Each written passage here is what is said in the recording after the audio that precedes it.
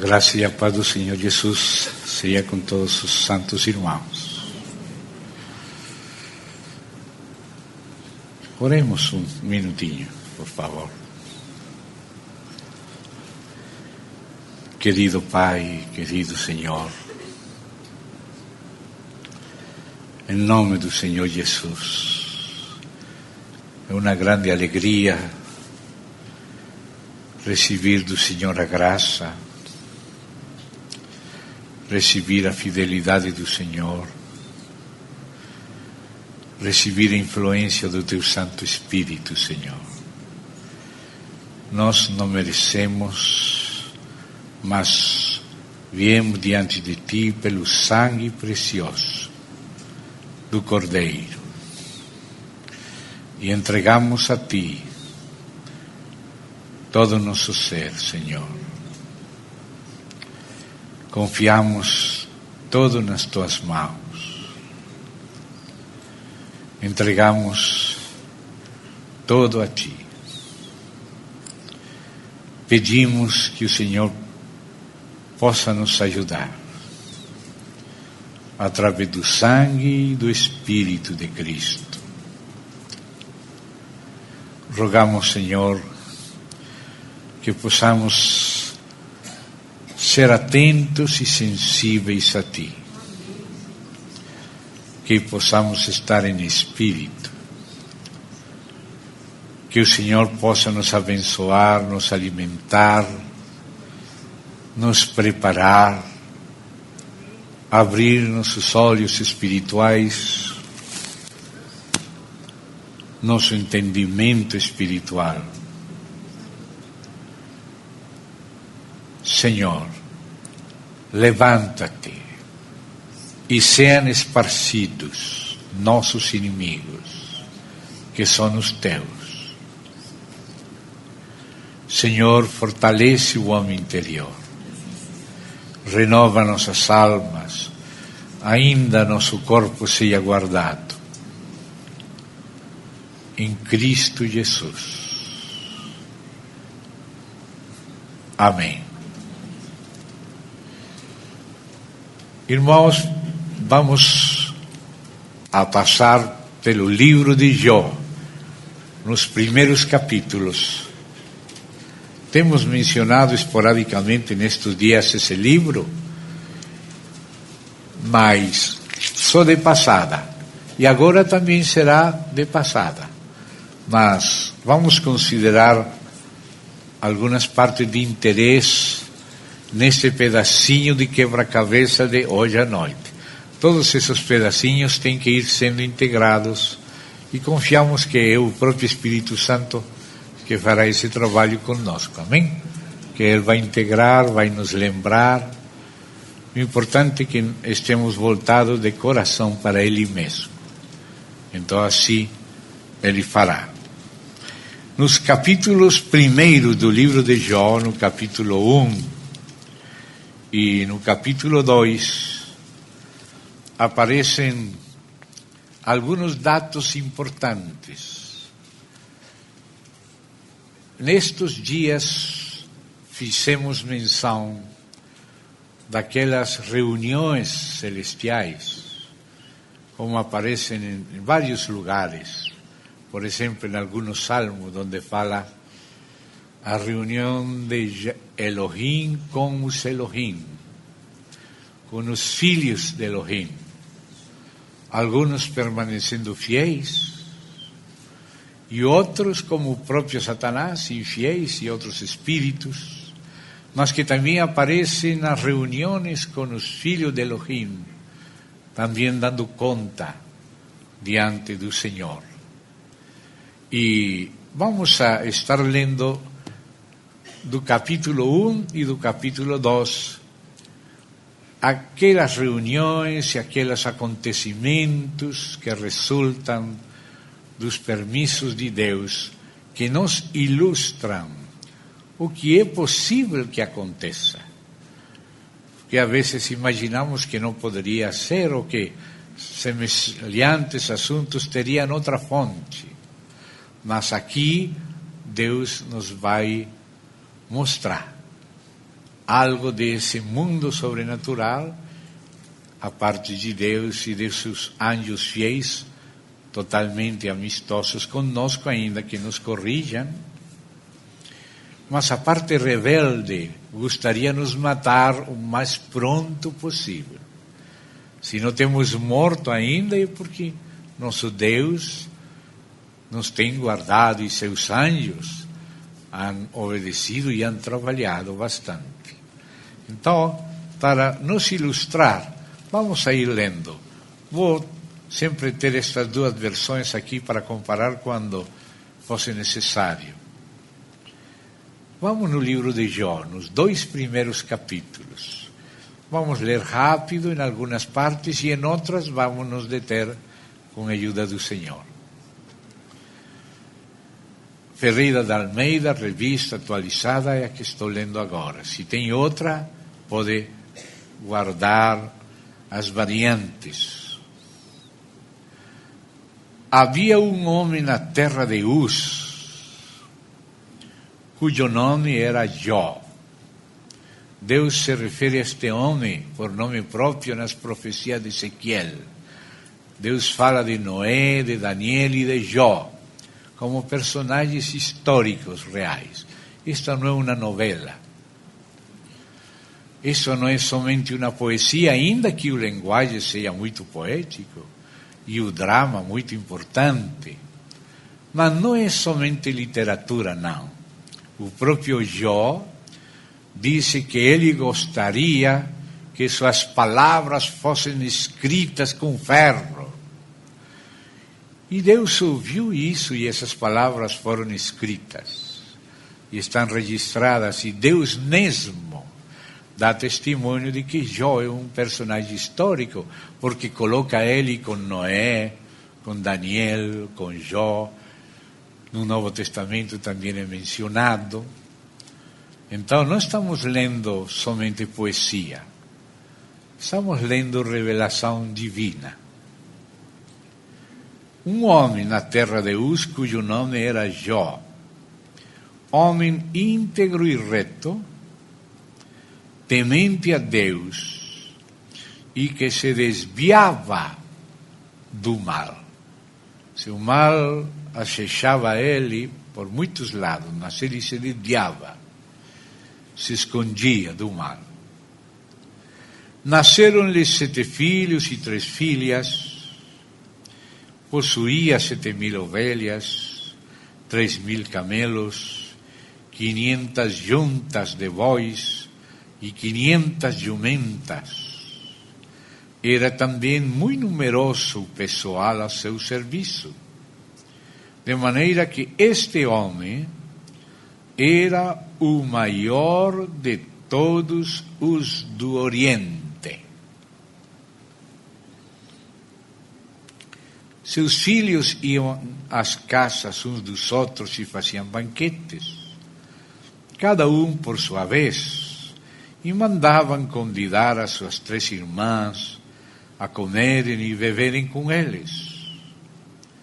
Decorrido o turno de dias dos seus banquetes, chamava Jó a seus filhos e os santificava. Levantava-se de madrugada e oferecia holocaustos, segundo o número de todos eles, pois dizia: talvez tenha pecado os meus filhos e blasfemado contra Deus em seu coração. Assim o fazia Jó continuamente.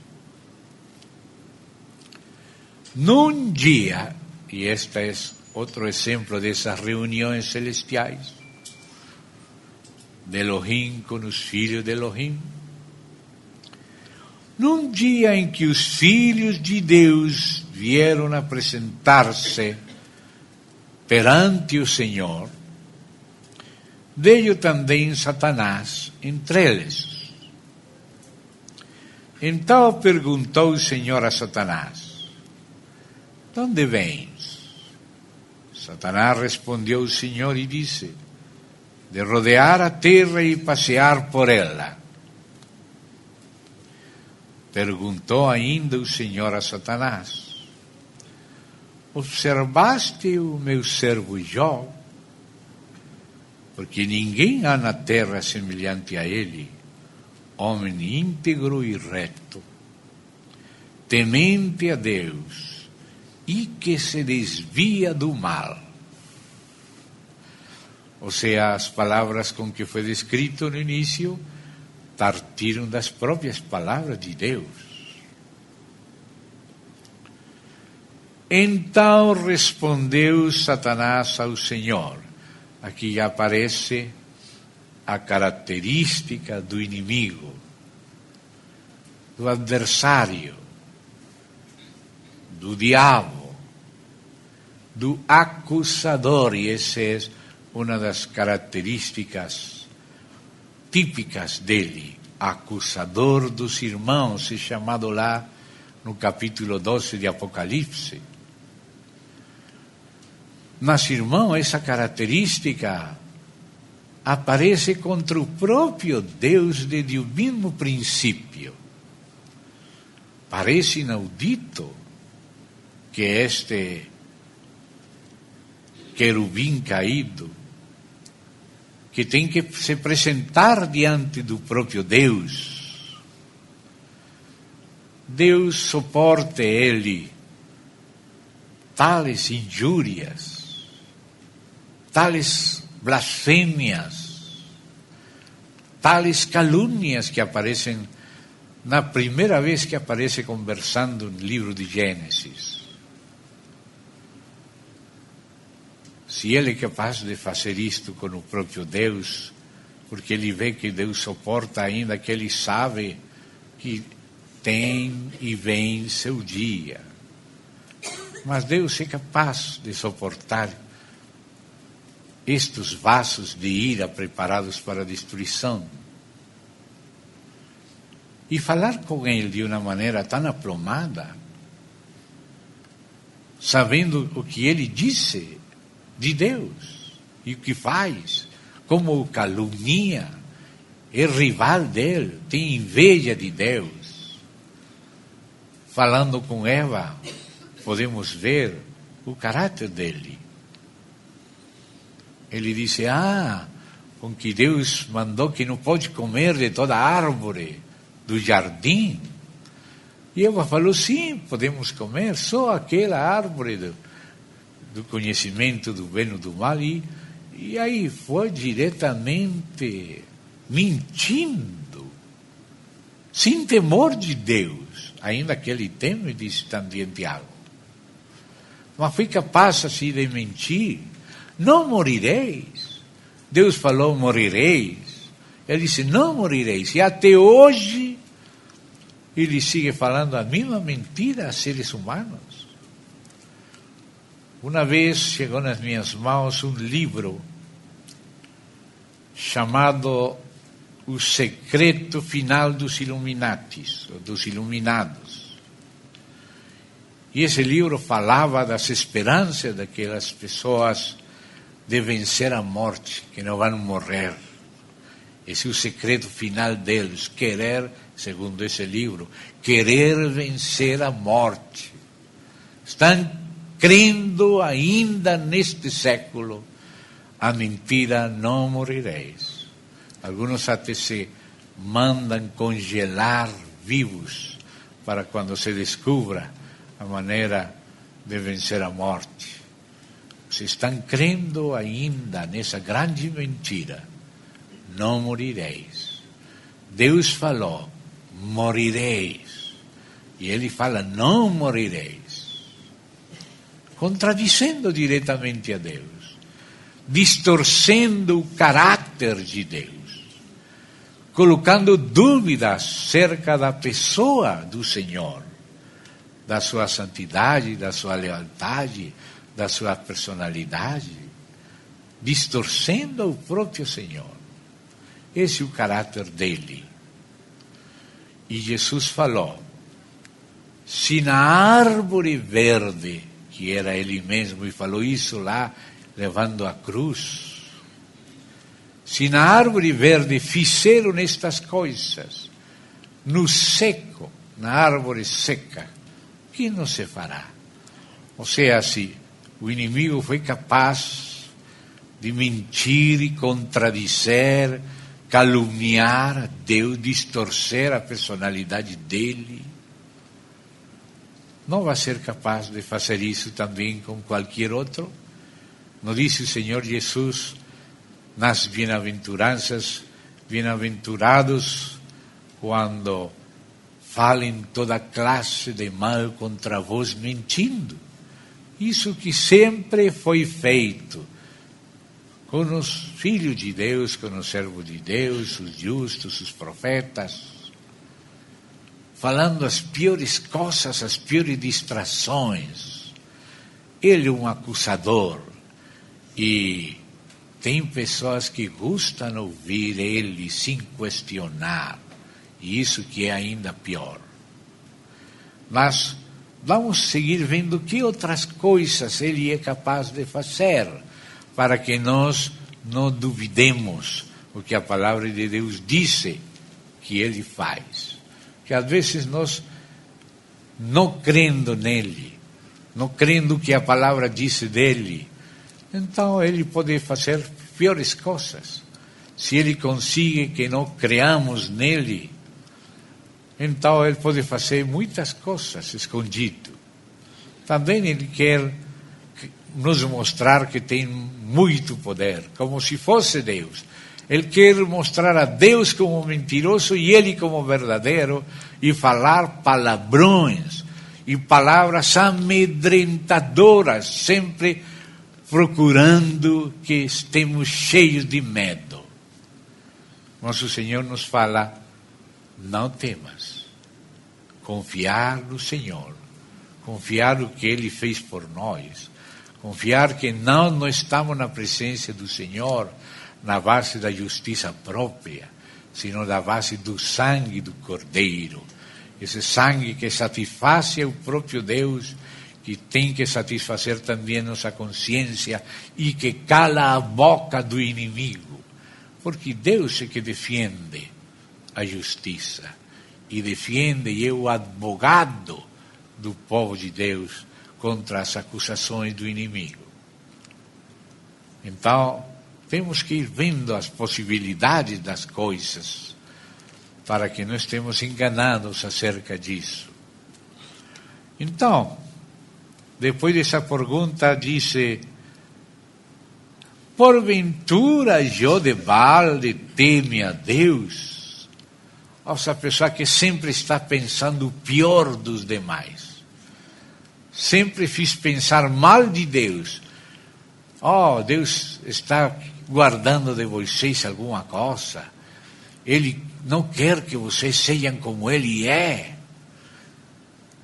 E aí ele introduziu em Eva o próprio síndrome dela de ser igual a Deus e tomar o lugar de Deus, que esse é o grande problema. E aqui também ele sempre está falando mal, o próprio Deus, que é Deus, que chama de reto, de honesto a Jó.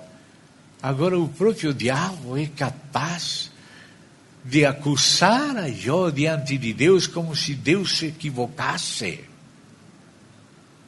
Então disse: porventura Jó de balde teme a Deus. Olha que era sorna, aquela má intenção de acusar a Jó de servir a Deus por egoísmo, de somente servir a Deus por presentes. E começa a falar disso. Acaso não cercaste com sebe a ele, a sua casa e a tudo quanto tem? Também esta frase é significativa, porque fala de um cerco. Ele não pode mentir para Deus. Ele vê esse cerco. O cercaste a ele, a sua casa e a tudo quanto tem. Essa é uma realidade espiritual, essa não é uma mentira do diabo, porque ele está falando com Deus. Ele não pode mentir acerca de Deus. Então podemos, à luz de Deus, entender que realmente Deus nos cerca, e cerca a nossa casa, e cerca o que Ele nos deu.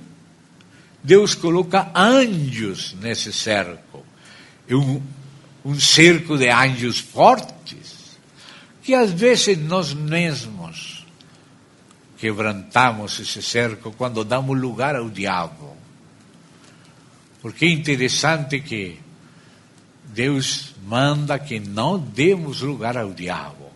Ou seja, Deus vai nos defender, ainda que sejamos débiles, se nós queremos de verdade que Deus nos guarde, que Deus nos ajude a ser fiéis a Ele, a permanecer com Ele, não importa qual seja a nossa fraqueza, a nossa condição, se nós confiamos em Deus e entregamos de todo o coração a Deus nossa condição, qualquer prova, qualquer pecado, qualquer situação difícil, Deus é fiel, porque Ele não é fiel a nós na base da justiça nossa, sino na base da fé que Ele nos dá através do seu testemunho. É o testemunho de Deus que gera fé em nós, nos dá fé. E nós vivemos pela fé no Senhor, não pela fé na justiça própria, que é um engano para nos colocar numa base falsa. Está pensando que podemos, na base de alguma coisa que fizemos, que merecemos, conseguir de Deus a proteção. O que nós recebemos de Deus é porque Ele nos buscou primeiro, nos encontrou mortos, nos deu testemunho e vida.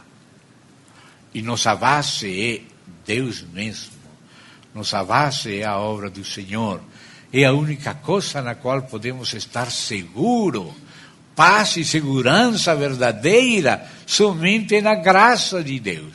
Ele falou: eu verei o sangue e passarei de vós. E assim também nossa consciência tem que aprender a descansar somente na verdade da graça de Deus. Nunca em uma armadilha psicológica de confissão positiva, tipo Cheikh Onolé, ou qualquer outra destas chamadas confissões positivas, baseadas em nós mesmos e não no que o Senhor nos dá. Nós temos que ter fé em Deus, fé nele.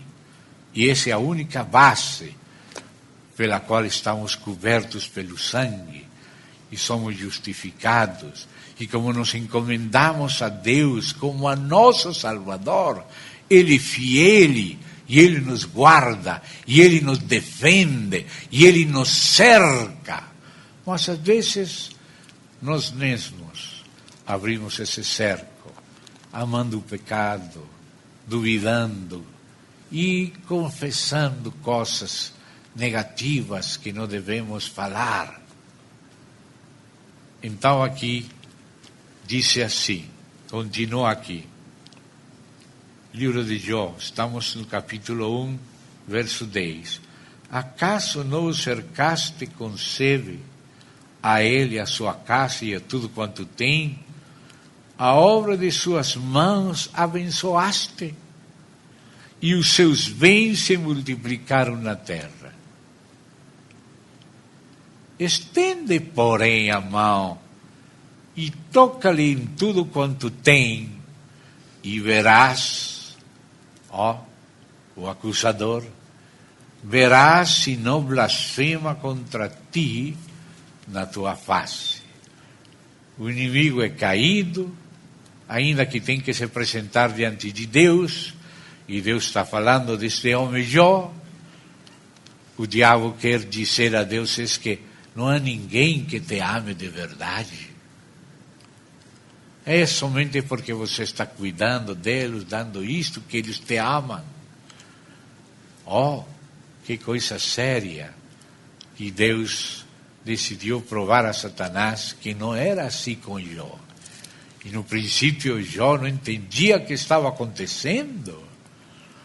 Graças a Deus que Deus falou, Jesus falou para Pedro: Pedro, Simão, Satanás te pediu para te zarandear, para te provar. Irmãos, e não podemos negar o fato que a Escritura, em muitos lugares, que poderíamos fazer o seguimento deles, mas vocês já conhecem deles, diz que somos provados.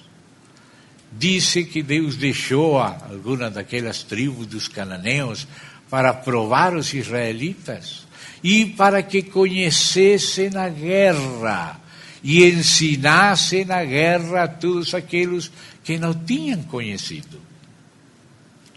Aparece em muitos lugares. Lá na epístola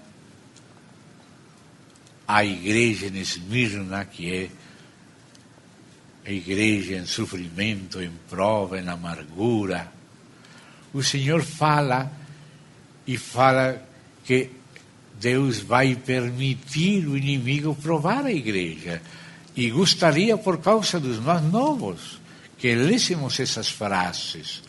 Não para temer, mas sim para temer. Não temer do diabo, nem ter desconfiança de Deus, não. Temos que ter confiança em Deus, mas saber que Deus permite essas provações. De fato, os tempos nos quais estamos entrando são os que o Senhor falou, para provar o mundo inteiro. Provar o mundo inteiro, como fala aí na mensagem para Filadélfia, não? Mas, por enquanto, vejamos algumas frases importantes em Esmirna. Nos capítulos 2 e 3 estão as cartas às igrejas, e de Esmirna está no capítulo 2, verso 8.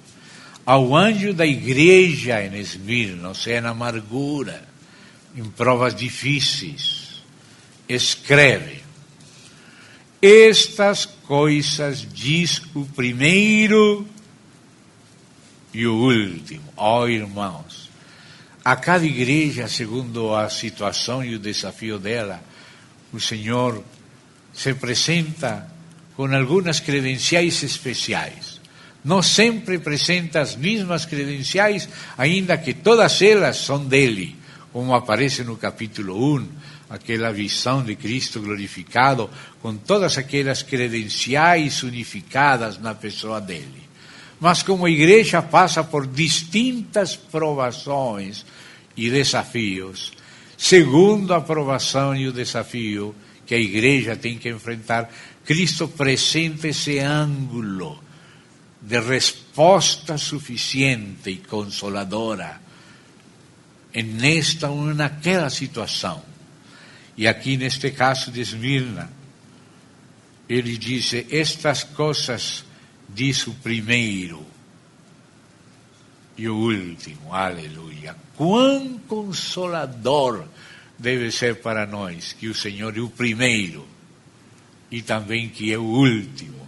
Ele que fundou tudo, ele que deu a primeira palavra, estabeleceu o fundamento e o propósito eterno.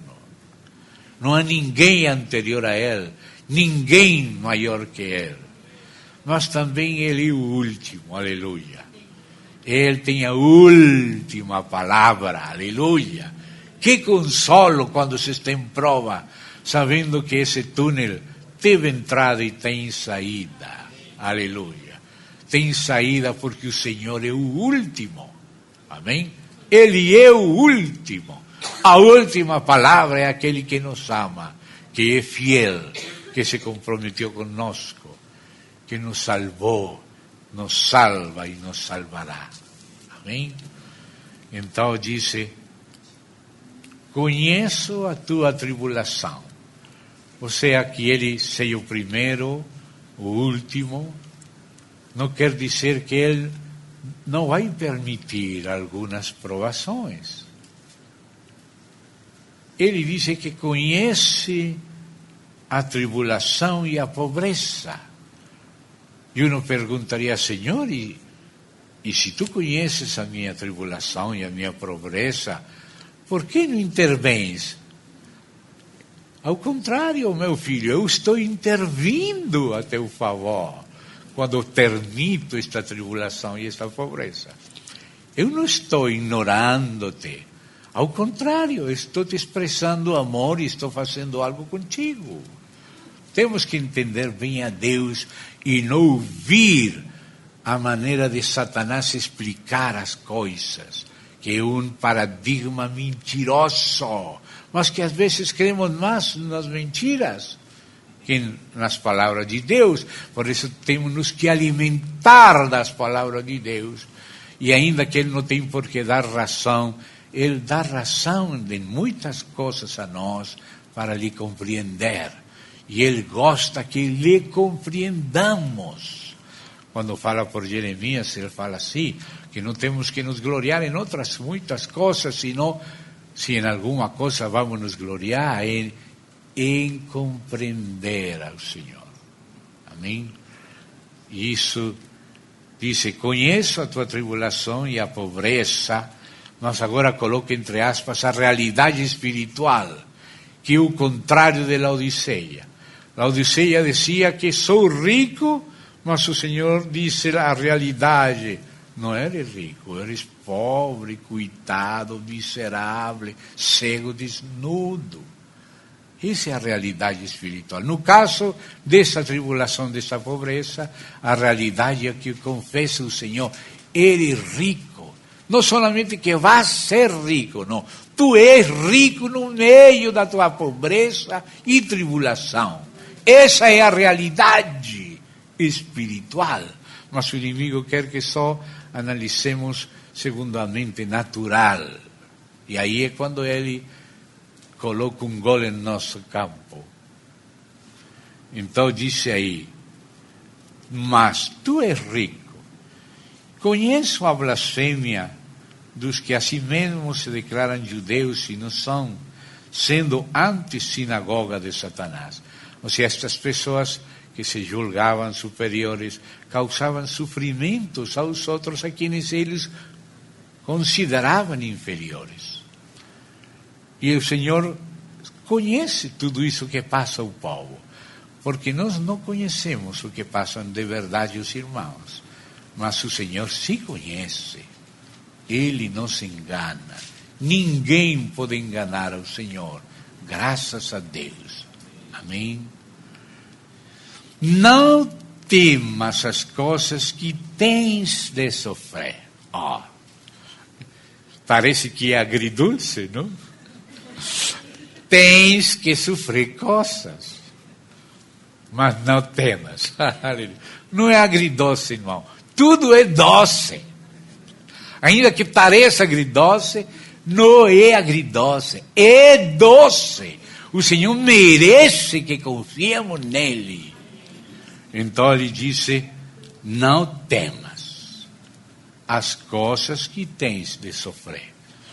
Ou seja, o Senhor disse: coisas que tens de sofrer.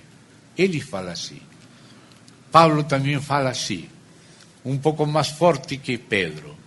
Porque Pedro fala: se é necessário que passeis por algumas provações, mas Paulo não fala se é necessário.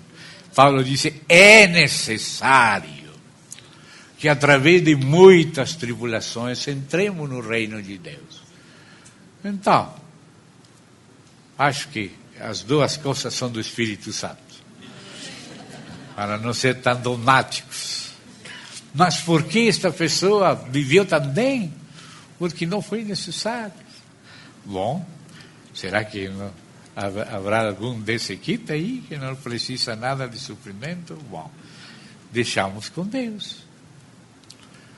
Eis que o diabo, coisas que tem de sofrer, e todo por participação do diabo. E o Senhor sabe o que está sofrendo já, sabe das tribulações, sabe da pobreza, mas sabe também da riqueza espiritual. Mas ainda que já há tribulação e pobreza, ainda tem que sofrer do diabo algumas coisas que o Senhor vai permitir para bem até certo ponto. E aí isso temos que manter. Deus tem controle do diabo. E se o diabo faz alguma coisa, Deus está em controle. Deus sempre está em controle. Então, eis que o diabo está para lançar em prisão alguns dentre vós. Quizá nós, mas que estranho, mas se olha a história de igreja, não é nada de estranho. É o mais normal na história da igreja, este assunto de estar em prisão. Eu não gostaria ter que me lembrar deste discurso numa cadeia.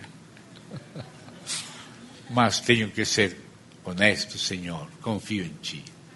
Confio em Ti, não me preocupe nada, Senhor. O Senhor merece a minha confiança, a minha fé, a minha adoração. Isso que o diabo odia.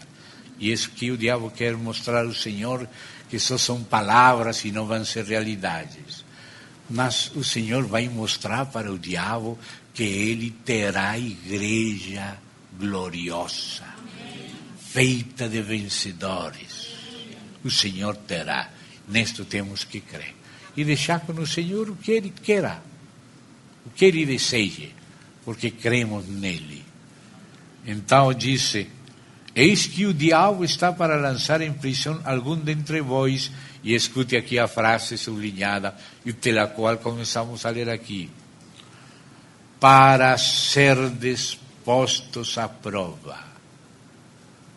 Irmão, nem sequer o seu Filho Jesus Cristo foi deixado livre de prova. Ele falou: vocês que têm me acompanhado nas minhas provas, eu vos assigno um reino. Então lembre, nem sequer o Filho de Deus foi poupado de provas. Deus não precisava provar o Filho, porque desde a eternidade o Pai conhece o Filho. Mas nós não conhecíamos bem o Filho. E os inimigos tampouco conheciam bem o Filho. E o Pai decidiu mostrar o seu Filho e permitiu que seu Filho fosse provado em tudo conforme a nossa semelhança.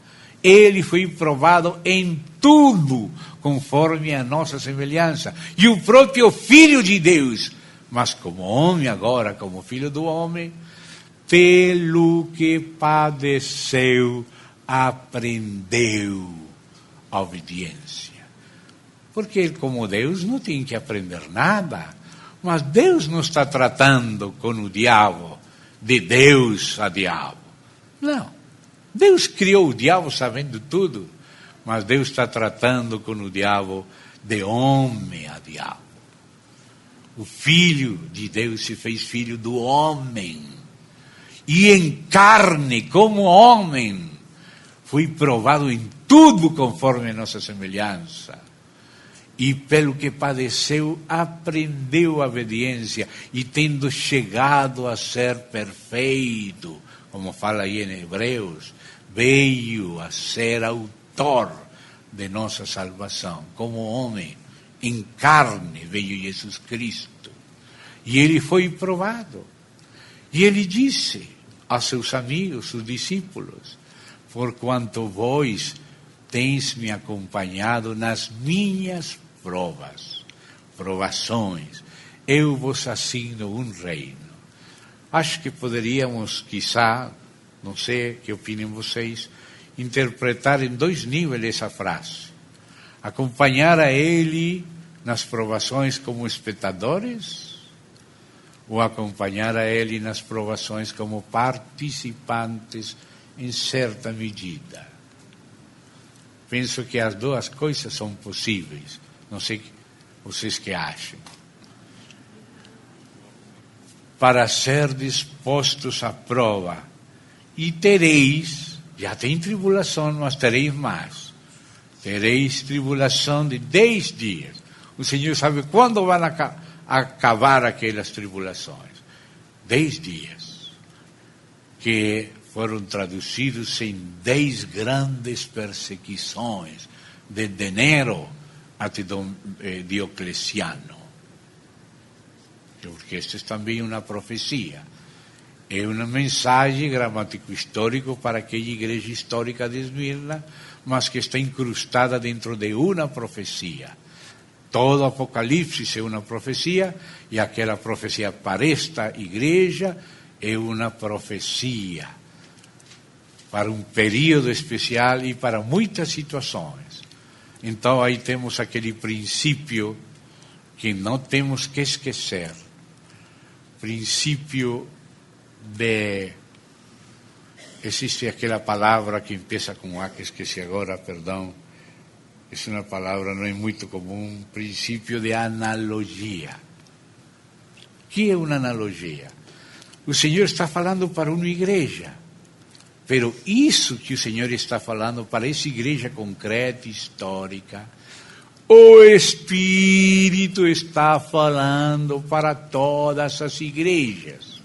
Ou seja, quando o Senhor fala algo particular para uma igreja, o Espírito Santo nos faz aprender isso para qualquer outra igreja e qualquer outra situação. Isso que é um princípio de analogia, uma situação semelhante, uma situação parecida ou análoga, tem um conselho semelhante. Assim que, irmão, às vezes você se encontra por lá em Apocalipse alguma palavra como esta, ou se encontra lá em Mateus, que Jesus fala, quando virdes isto, então aqueles que estén no campo, não voltem para trás. Aqueles que estão em Judeia, fujam para os montes. Não estou dizendo que se você está em Londrina, tem que fugir para o campo, não.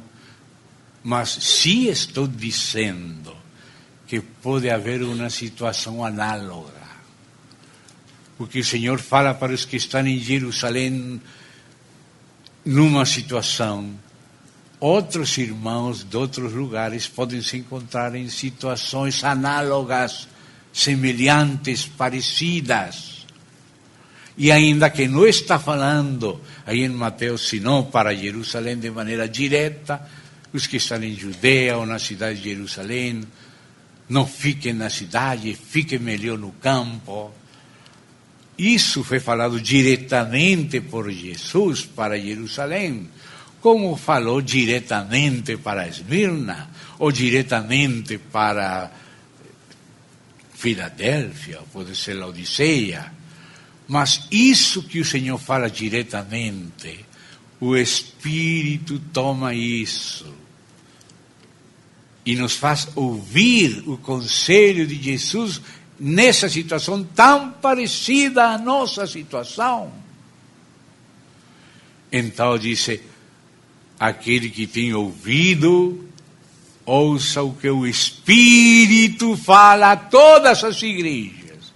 Ou seja, o que o Senhor fala para uma igreja, para uma pessoa, para uma situação específica, o Espírito nos faz aprender a lição, para aplicar essa lição em situações análogas. Então, irmão, não sejamos apresurados em dizer, bom, isto é para os judeus, isto é para lá, na grande tribulação, aquele de lá de Jerusalém, e não tem nada a ver conosco. Se não tem nada a ver convosco, porque está escrito pela inspiração do Espírito Santo, só para saber história? Deus não está interessado em que saibamos história pela história. Ele quer que aprendamos da história. Isso que é o princípio de analogia. Isso é o princípio da analogia. Ouça ao Espírito falando a todas as igrejas quando o Senhor está tratando um caso específico.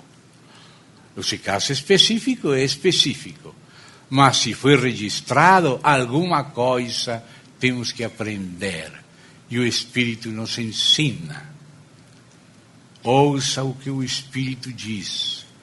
o conselho que o Senhor dá para os que estão em uma situação específica, o Espírito utiliza para que nós empreguemos em situações análogas. Isso que é o princípio de analogia. Então aqui fala a Esmirna, mas será que só para Esmirna? Não. Ser fiel até a morte. Note, nunca o Senhor fez promessas falsas. Ele disse, matarão alguns de vós. Matarão alguns de vós. Não podemos dizer que nós não vamos morrer, não vamos ser martirizados. Pode ser que sim, pode ser que não, mas alguns morrerão. Como em toda a história aconteceu, acontecerá também, e está acontecendo em alguns outros países, mortes terríveis. E não falo isto para assustar, sino para colocar os pés na terra e o coração no céu. Amém? Se isso aconteceu com os melhores servos de Deus na história, pode acontecer com qualquer de nós também. Sim ou não? Você que acha? Não nos enganemos. É melhor ser verdadeiro. Não estou assustando os irmãos.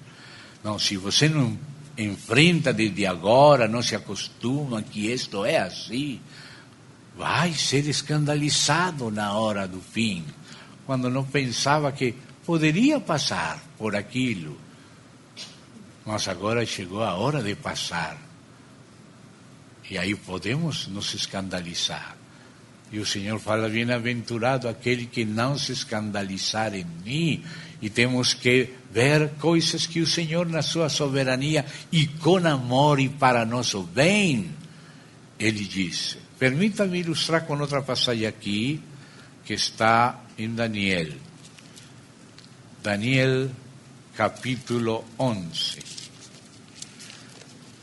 Daniel, no capítulo 11, desde o verso 32, fala algumas coisas. Disse, aos violadores da aliança, ele, o anticristo, com lisonjas perverterá. Mas o povo que conhece a seu Deus se tornará firme e ativo. Os sábios entre o povo ensinarão a muitos. Todavia, cairão pela espada, não todos, mas alguns. Cairão pelo fogo,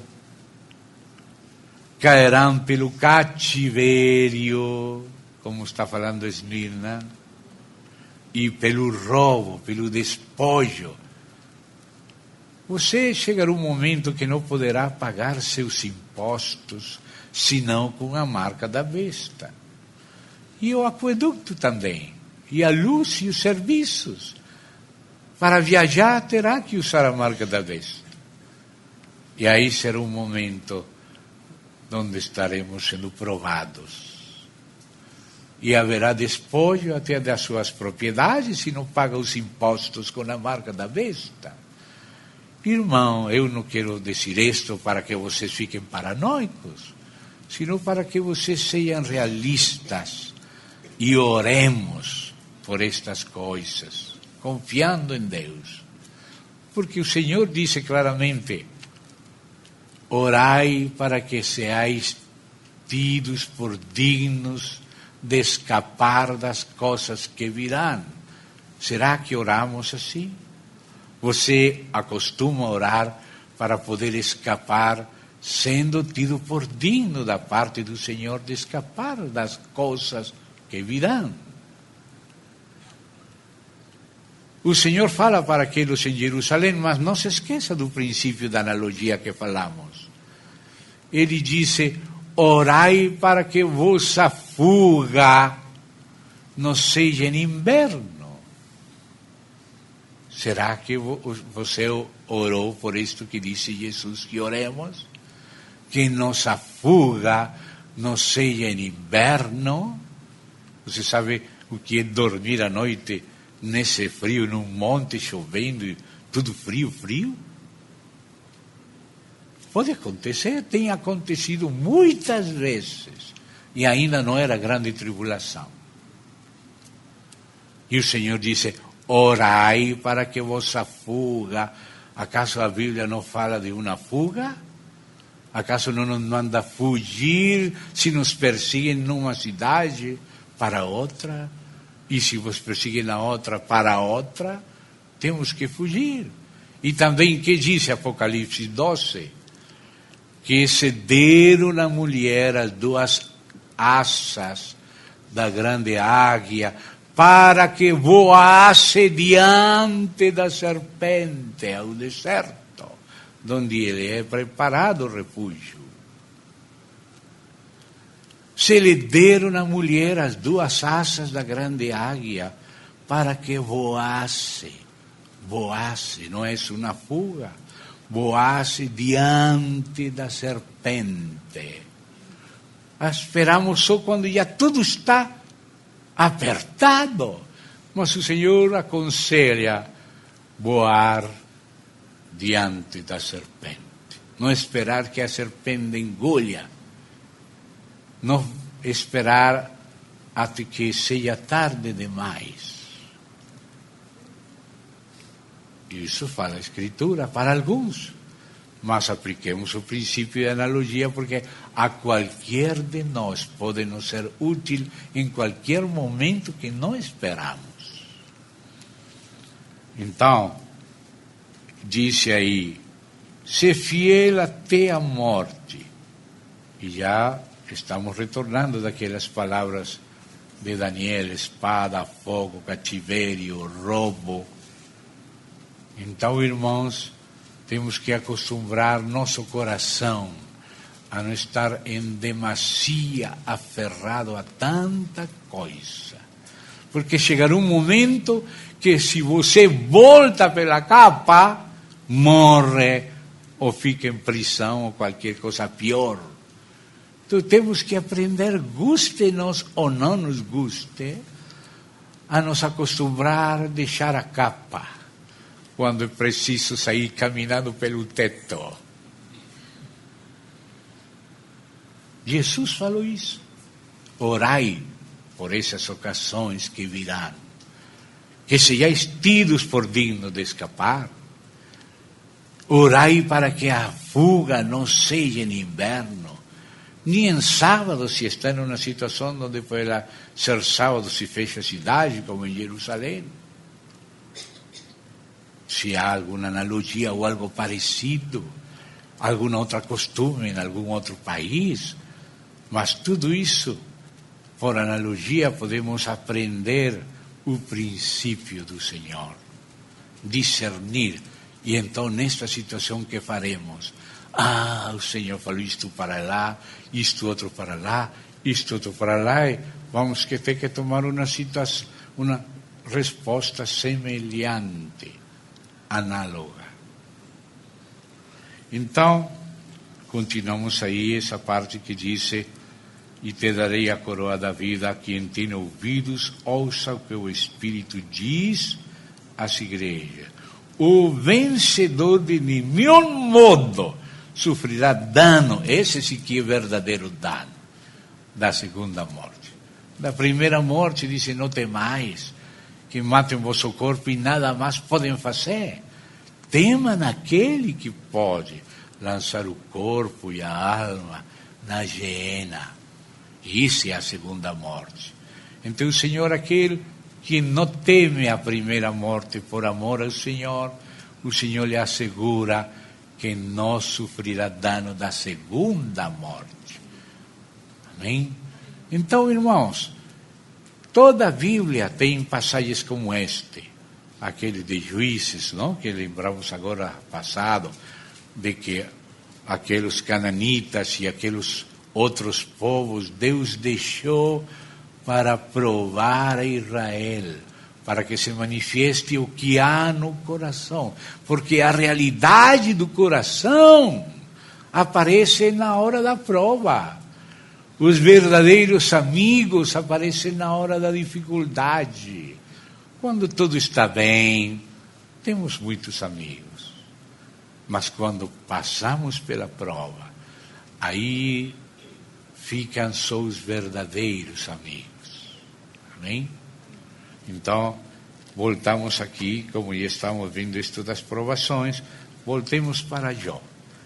Já temos claro que é vontade do Senhor permitir, às vezes, por amor a nós, por treinamento, para a formação de nosso caráter, porque somos soldados de Cristo. Ele que estejamos preparados e armados, como disse Pedro, com essa disposição que só podemos esperar da graça de Deus e estar orando desde agora, para que não nos falte a graça de Deus na hora da provação. Pedro disse que se Cristo padeceu por nós na carne, nós também temos que nos armar do mesmo pensamento. Então, irmão, você está armado ou desarmado? Se você prefere não ouvir, não tratar estas coisas, pode ser que esteja desarmado. Porque somos armados com a disposição a sofrer. E essa não vem por petulância, por pretensão, por presunção. Essa só vem sendo realistas, desconfiando de nós e pedindo que a graça de Deus não nos falte na hora da prova. Não nos falte na hora da prova. Podemos ser assombrados, assaltados pela prova quando menos esperamos. Então, desde agora já temos que começar a orar nesse sentido. E voltamos para Jó. Voltamos para Jó. Disse o Senhor, verso 12 do primeiro capítulo de Jó. O que o Senhor é capaz de dizer acerca de Jó, aquele homem honesto, aquele homem reto, que o próprio Senhor confessa que não tem outro como ele. Mas olha o que acontece. Disse o Senhor a Satanás: eis que tudo quanto ele tem está em teu poder. Oh, meu Deus. Oh, meu Deus.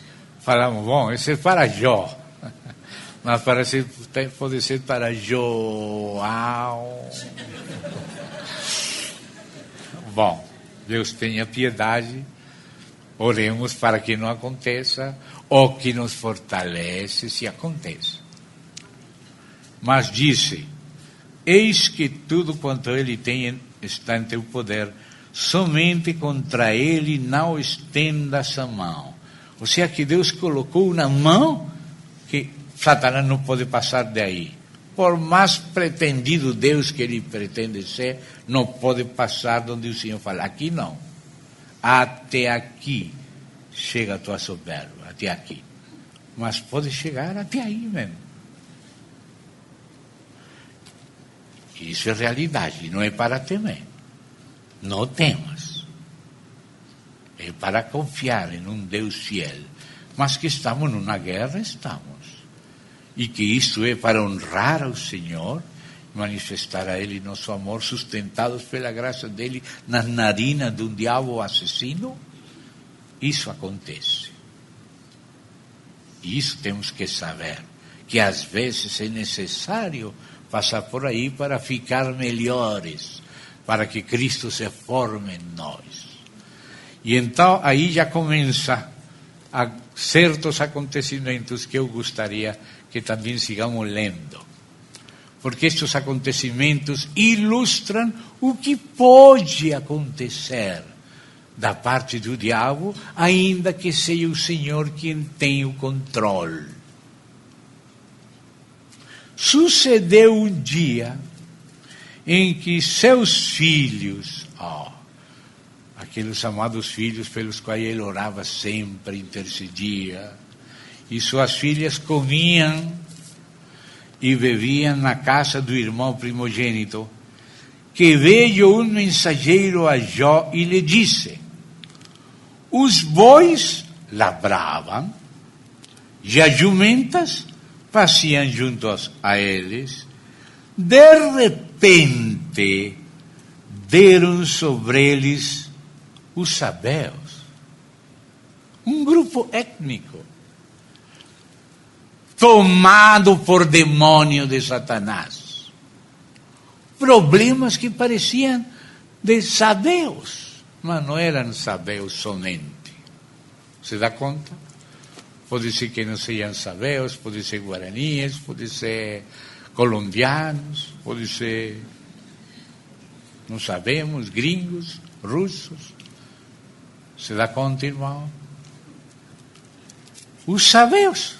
Aqui não diz Satanás e os seus demônios, mas sabemos que era Satanás e os demônios. Olha, que coisas pode fazer Satanás e o demônio? Entrar numa tribo e converter essa tribo como se fossem lobos ferozes. Eram seres humanos, com esposas, com filhos. Eram sabeus.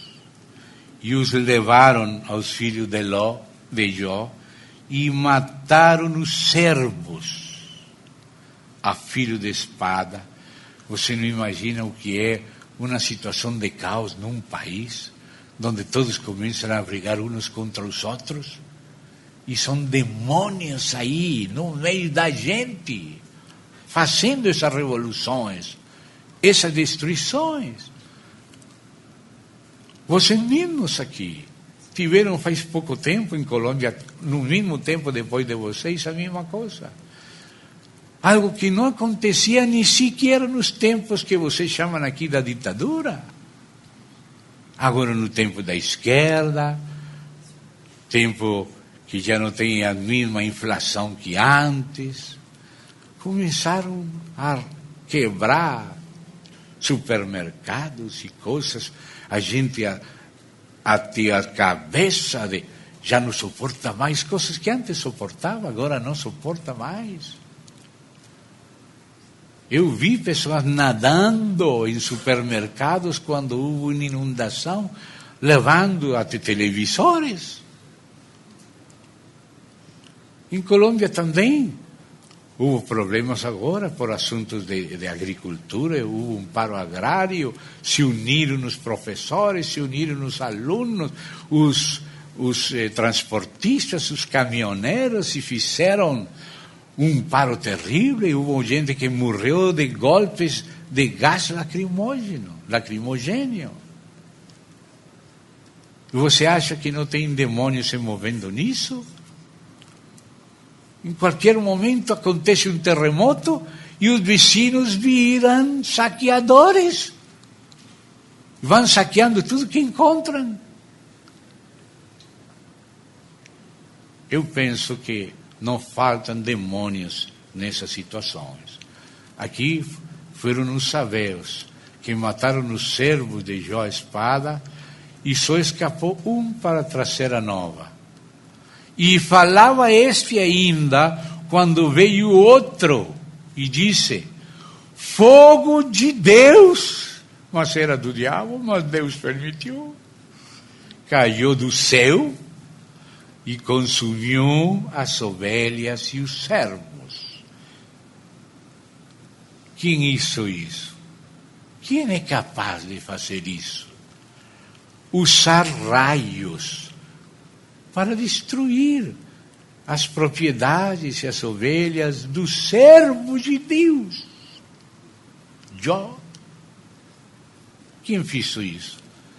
Satanás. Satanás não podia fazer isso, ainda que quisesse, conforme sua natureza, se Deus não lhe desse permisso, se Deus não mantivesse aqueles anjos poderosos que nos guardam, que nos cercam a nós, nossa família e nossos bens. Mas Satanás pediu permissão para retirar o cerco um pouco, para ele poder entrar onde não poderia. E estas coisas, fogo do céu, chamado como se fosse de Deus, destruindo as ovelhas e os servos. Isso fez Satanás, mas Deus permitiu. E disse mais: falava este ainda quando veio o outro e disse: olhe, dividiram-se os caldeus em 3 bandos. Se divide igrejas, como não vai dividir caldeus também? Meu irmão, e às vezes não entendemos que detrás de certas divisões da igreja está o próprio diabo. Mas aqui diz que dividiu bem divididinho, bem, caldeus, 3 grupos de caldeus. E olha o que fizeram os caldeus em 3 bandos. Deram sobre os camelos, e os levaram e mataram os servos a fio de espada. Só eu escapei para trazer-te a nova. Dividir os caldeus para fazer estragos. Isso é capaz de fazer o diabo. O diabo pode fazer isso. Uma guerra mundial. Aconteceu a primeira e a segunda, e tem pessoas muito interessadas deste mundo e do outro em fazer a terceira guerra mundial, diminuir a população, destruir pessoas que se opõem a uma agenda global e colocar um governo global tirano, ditador, assassino, ladrão, e que reúne o mundo contra a vinda de Cristo.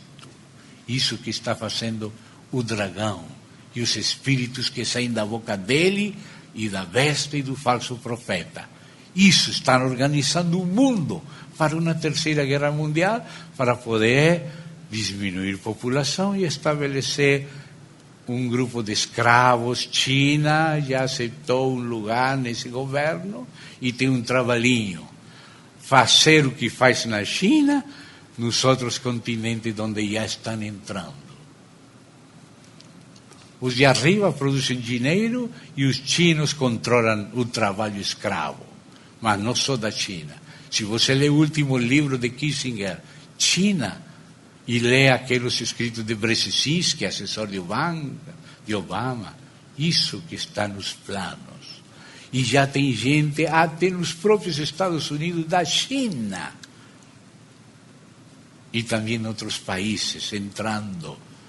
Não tenho nada contra os chinos, mas estou dizendo que detrás dos sabeus podem ser qualquer outros, se pode fazer coisas horríveis. Países que estavam tranquilos viraram uma revolução terrível de mortos, de intrigas. E isso é capaz de fazer o diabo. Com a ajuda da televisão, da propaganda, de agentes que você não imagina. Aqui temos outra ilustração.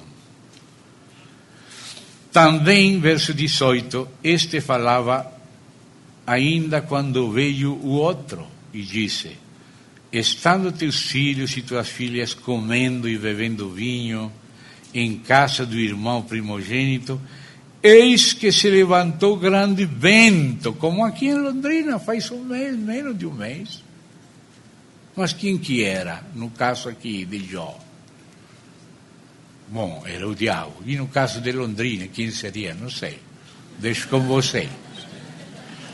Bom, se levantou um grande vento do lado do deserto e deu nos 4 cantos da casa. Oh, que vento tão inteligente! Se tivesse dado por um solo lado, mas pelos 4 lados. Oh. Você acha que aqueles ventos que queriam afogar o Senhor Jesus eram só ventos? Ele estava tomando sua sonequinha aí, se balanceando bem. Tem todo direito, não? E se levantaram os ventos. E o Senhor repreendeu os ventos e houve grande calma.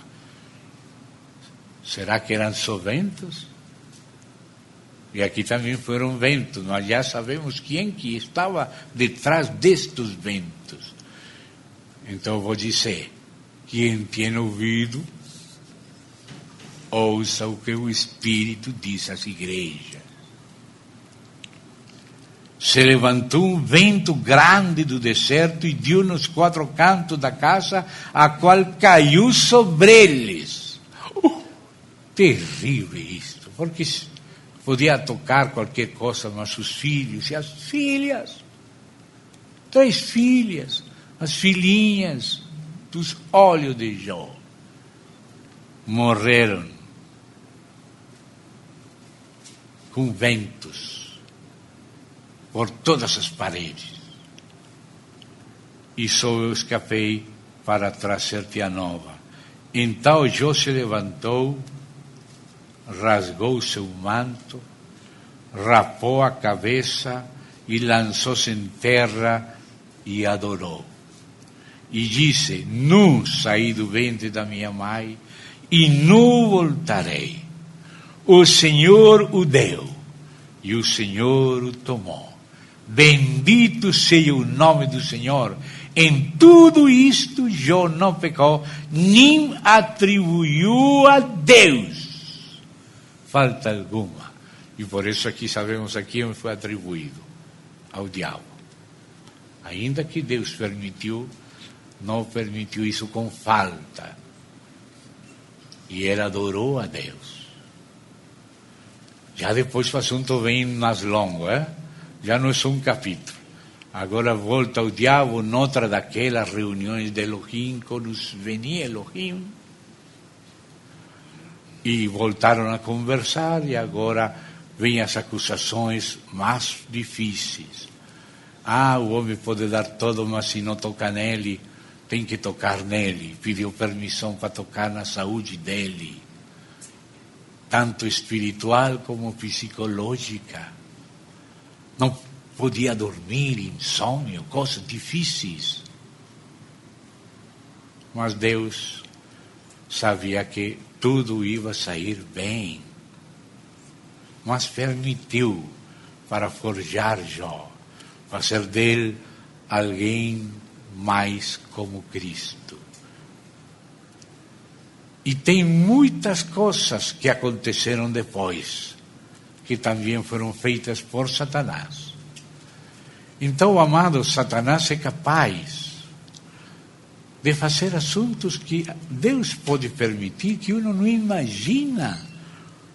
Como pode até governar nações somente com seus colaboradores, como os príncipes de Pérsia, de Grécia, do Egito, enfim. E lutar contra nós. E há uma luta estabelecida pelo Senhor, uma inimizade estabelecida ao longo de toda a história, desde o princípio da humanidade,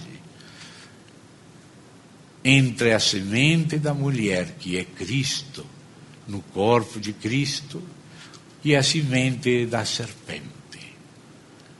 Porém inimizade entre ti e a mulher, e tu lhe ferirás no calcanhar. Mas a semente da mulher, que é Cristo, lhe esmagará a cabeça. Não pense que somente os cristãos sofremos. Também os pobres demônios são tratados mal por aqueles que usam deles, desse lado e às vezes até de aqui. O Senhor tenha piedade de nós e nos guarde. Mas coisas que não imaginamos escondem operação de demônios. Um mistério de iniquidade está em ação ao longo de toda a história, preparando já a batalha final. Um dia o irmão me trouxe a água, já caiu este. Bom, vamos terminar aqui. E que tal que foi um demônio? Não sabemos. Mas, irmãos, terminemos aí. Qualquer coisa que você não imagina, se você não pergunta a Deus, podemos ser enganados. Temos que perguntar a Deus que Ele nos mostre a realidade segundo Ele a conhece e que Ele nos guarde daquilo que Ele aprovar nos guardar e que Ele nos prepare para enfrentar qualquer eventualidade e não temamos. confiemos no Deus que nos ama e que se alguma eventualidade está na frente, Deus está antes dela, acima dela, detrás dela, está conosco, está em nós e não estamos sozinhos. Amém. Vamos dar graças ao Senhor. Senhor, obrigado que nos permitiste lembrar estas coisas, considerar tudo isto, ser chamados a confiar e ser chamados a estar alertas e ser chamados, Senhor, para não desmaiar na prova. Rogamos a Ti por todas aquelas coisas que o próprio Senhor pediu que roguemos. Pai, em nome de Jesus Cristo, rogamos para que sejamos tidos por dignos de escapar das coisas que virão. Oramos também para que em caso de qualquer classe de fuga, não seja em inverno, não seja em situações perigosas, o Senhor que é bom, seja nos guardando. Rogamos, Senhor, que possamos entender a direção de Ti, do Teu Santo Espírito, e agir em íntima comunhão contigo e em paz, e ser-te fiel até a morte, que é breve ou longa, como o Senhor quer. Em Tuas mãos nos encomendamos em adoração.